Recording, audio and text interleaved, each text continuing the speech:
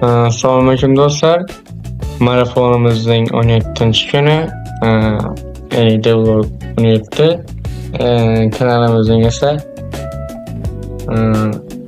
rock borasi 18-videosiga xush kelibsiz.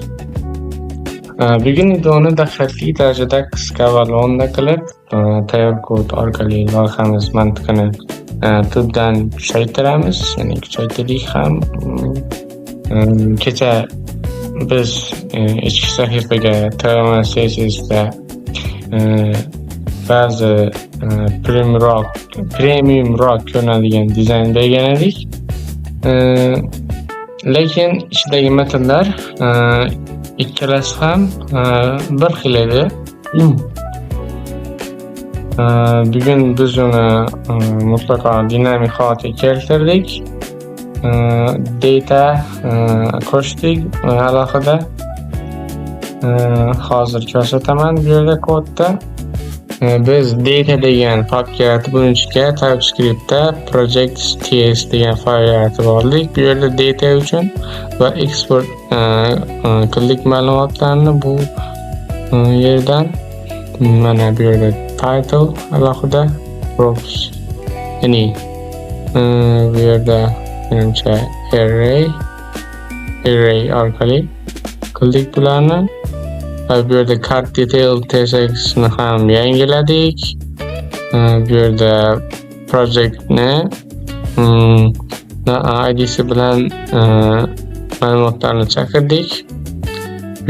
Bu yerga endi bu bosh sahifaga qaytishni ham ozgina o'zgartirdik. Hover animatsiyalarni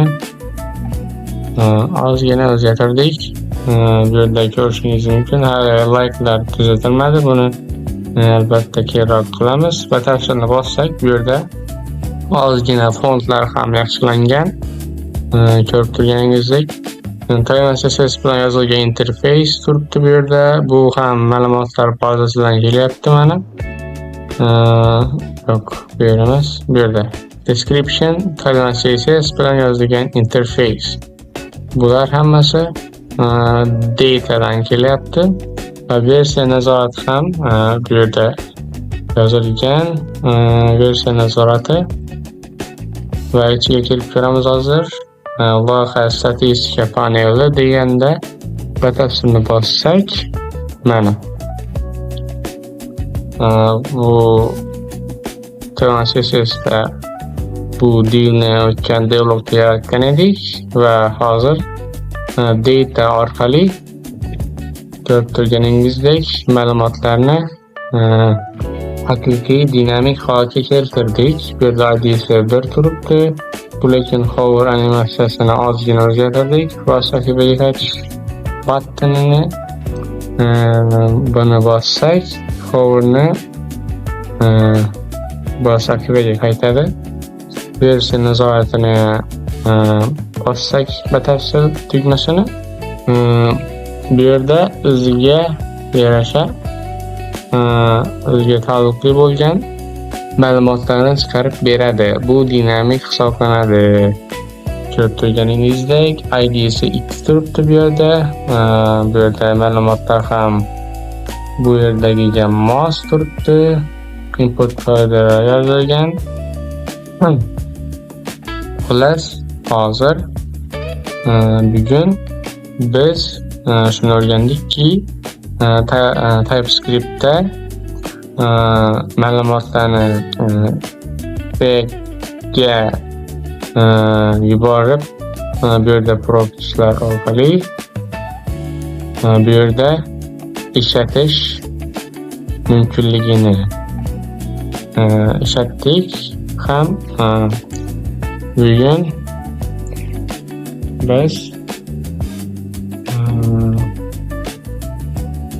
shunchaki ozgina ma'lumotlarni qo'shdik bu yerda va yana like'larni ham nol turibdi bu yerda. Sal ozgina o'zgartirib qo'yishimiz mumkin, lekin bizga bu foyda bermaydi, chunki like'larimiz afsuski count holatida ya'ni shunchaki battonni bossangiz sanab o'taveradi.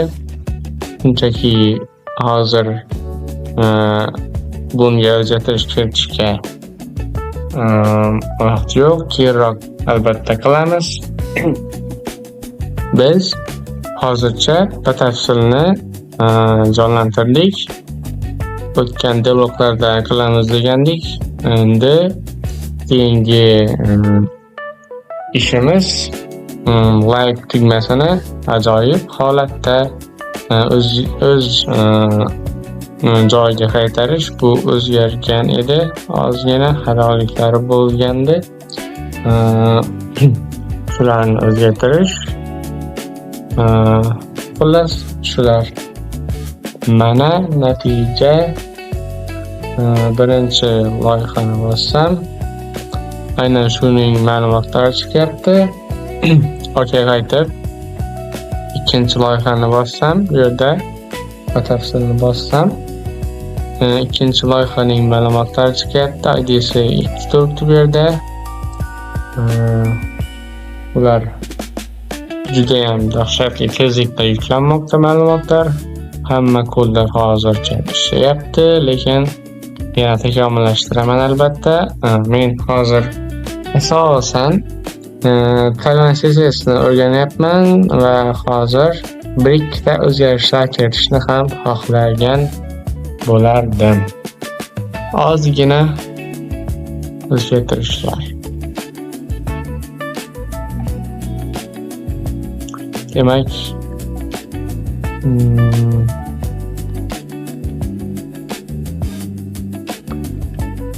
nima o'zgartirish bo'lishi mumkin? Battonlarga o'zgartirish kerak masalan.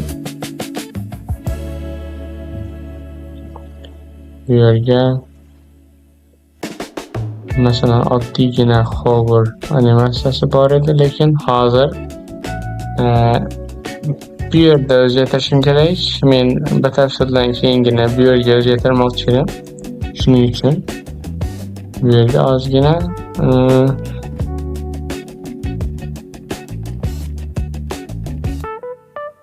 o'zgartirish kerak. Hemen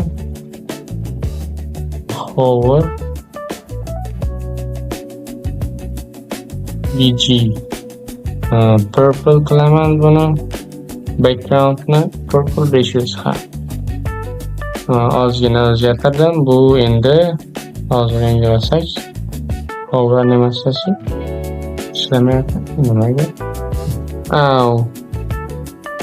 Hover animatsiyasi bu yerda negadir turgan ekan. Hozir project Voy, uzr nimaga men bu yerga yozyapman? Loyiha topilmadi deb turadigan divga yozayotgan ekanman. Buning uchun uzr so'rayman.